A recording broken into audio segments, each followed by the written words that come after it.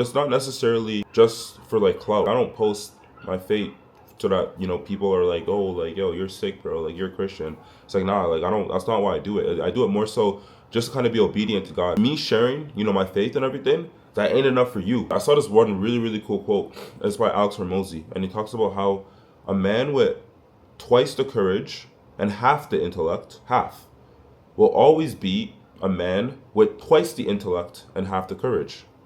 And it all just goes to show that the person who's stuck in their head all the time, who's always trying to think and game plan and, you know, hit every single move with perfection, that guy is always going to get beat by the guy who just actually just goes out there and does it.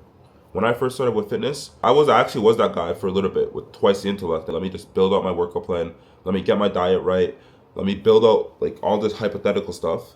And then once I have the plan perfectly finalized, now I'm going to act on it. So I was doing that for a little bit, but then when I realized how many different stuff there were to actually get right, I was like, bruh, shit's gonna take me like 2 years. And I was like, yo, I kind of want this bad now. Like, I need a change now because I'm not really feeling good. I'm not really liking the way I look in the mirror.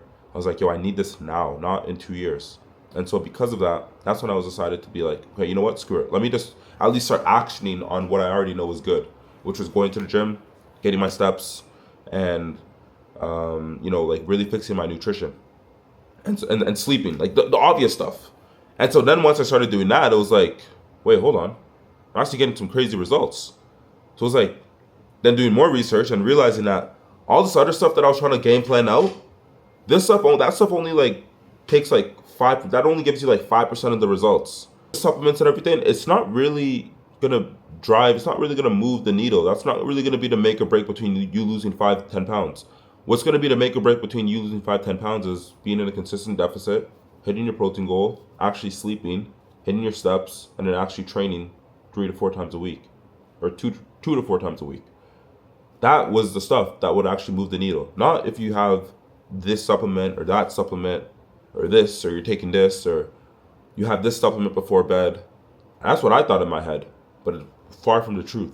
And so once I've realized that, and once I actually started getting those results, then I was like, this is where so many people get caught up. And we've all heard this before, the analysis paralysis, where, you know, we're stuck here analyzing, like, oh my gosh, like, what am I gonna do? Like, what's my next move? It's like, bro, like, just do what you think you should do first. Start there, do that consistently, and then just tweak along the way. That's always how it works. The best guys when it comes to business, the best guys when it comes to fitness, they don't sit down and just try to have like a perfect plan. They just go and just do shit. Like, they just go do it. Like, like it's literally that simple, but I think everyone overcomplicates it. Even myself, I used to have this too, but everyone has fear of failure, especially failing in front of people that you care about their opinion on. So I think the first step is actually detaching from that, where the fact that, yo, you know, we're all gonna die one day, right? And when I die, when you die, the person watching this, I'm not gonna be there to be like, oh man, like this guy lives a really good life, like good on you, man. It's like, bro, like, you're gonna live your life, I'm gonna live my life, I'm gonna die, you're gonna die. And at the end, you're gonna realize a lot of this stuff doesn't really matter. God is the only one who's gonna judge us at the end of the day. Like, it's God who's judging us, not me, not you. It's God who's judging us. So the real question is, like, am I living a life that God would be proud of and my creator would be proud of? As soon as your funeral ends, you're gonna have people who are literally thinking about like, what's next on my to-do list when I get home? Or like, what am I gonna eat when I get home? You know what I mean? If that's how you're gonna end up, you really start to think that, damn bro, like, a lot of this shit actually doesn't really matter that much. That's why, you know, if you're trying to get in shape for real, and like live your best life and actually feel good about yourself, like, do it now. You only get one life, right? Don't live this life out, you know, out of shape, tired all the time, always feeling not confident in your body. Like, that's a pretty damn, think of it. You only have one life, right? And think of deliberately choosing. And the reason why I say deliberate is because you know what to do if you don't want to be out of shape. You can hit me up for questions. There's a bunch of resources online. You can just start going to the gym. You can just start trying to do your steps. You can just start trying to track your protein. You know what to do, but you're not doing it. And I just think that, isn't it so sad that people can know exactly what to do and not do it? The same guy who will have twice the intellect and half the courage will always lose to the guy who has twice the courage, aka Mr.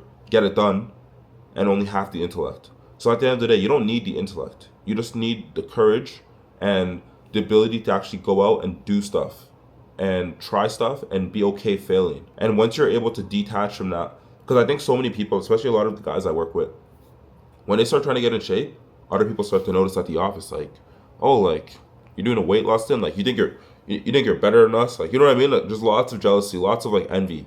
So you need to learn how to like shrug that off, and you have to learn how to like step into that new identity where it's like, you know what? Do I think I'm better than you? You know what? Yeah. yeah, I do think I'm better than you, actually. Like, that's what you need. And until I understood that, I didn't really make that much progress when it came to fitness. The first module for my fitness training has to do with mindset. And you might be thinking like, yo, why are these guys online talking about mindset? Let me tell you, brother, that is the thing that one, no one talks about. So no one talks about mindset off rip. So let's just get that straight. And two, the other thing about mindset is the fact that the mindset is the one thing that you can build up that once you have it, no one can take it away from you. And that's the really cool thing. Your mind, that's all you. And so once you have that like built up, ain't nobody being able to take that away from you. No one can. That's just you. You're tough. No one can take that away from you. And so that's the one thing that you can actually sharpen each and every single day. If you get a crazy body, right? Even my body right now, if you deprive me of protein for the next like 2 weeks, okay, you know what? Maybe I can lose some muscle. Maybe I won't have the same body I have. If you cut off one of my legs, oh, like, damn, I can't get my steps no more. So there's things you can do to kind of like destroy my physical body. But my mindset, what's in here, no one can touch that. Like, that's just me. Like, it's guarded by my head. You have to kill me. You literally have to kill me if you want to take what's in here in my mindset. And so the thing is, once you have this mindset, then that's when you're able to actually find counter alternatives and other ways to protect yourself and to preserve what you got. For example, I just gave you that example about how you can deprive me of protein. You can cut off my leg and I can't do my steps. But with the right mindset, you cut off my leg, okay, no worries. I'ma just hop. I'm gonna get 20,000 steps hopping. Like, that's how you get like that David Goggins stuff where you get like, yo, this guy's absolutely mental. Like, this guy's sick. Like, what's wrong with him? Like, I cut off his leg, and instead of him to be like, oh my gosh, my leg's cut off, he's like, nah, screw it. I'm a hop. I'm gonna just hop on a leg. You know what I mean? Like, that's the crazy part about the mindset. Or it's like, oh, this guy deprived me of my protein. Oh, how did he deprive you of your protein? He just cut off all my credit cards. Okay, well, got my wallet, go into the bank, take some money, I'm just gonna go buy with cash. Boom. Or it's like, oh, he slashed the tires to my car. Okay, well, slashed the tires to my car. Where's the nearest grocery store? Oh, it's like 2-hour walk away. Okay, well, can I take the bus? No, the buses are all down. Okay, well, I guess I'll just walk. I gotta get my protein. You know what I mean? Like, with the right mindset, you don't really see obstacles. You don't really see problems. You just see them as like obstacles, and you just have to find ways. Okay, well, you blocked off this way. Come, I'm gonna go here.